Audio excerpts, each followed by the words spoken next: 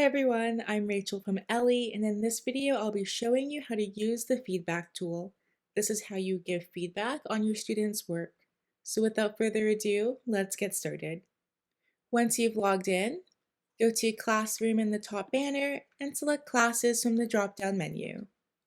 This will bring you to your class page. Click on the class that contains the lesson you'd like to leave feedback on. Choose the lesson from one of the columns on your lesson planner and click View Student Results on the right. The blue box next to a student's name means that feedback is required. Click this, and then click the task with the blue box next to it to begin leaving feedback.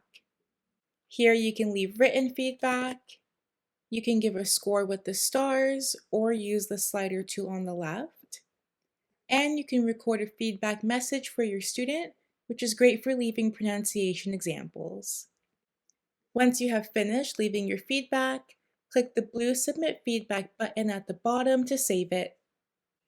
If you go in and make any changes to your feedback, always make sure to click the blue Submit Feedback button at the bottom to save the changes.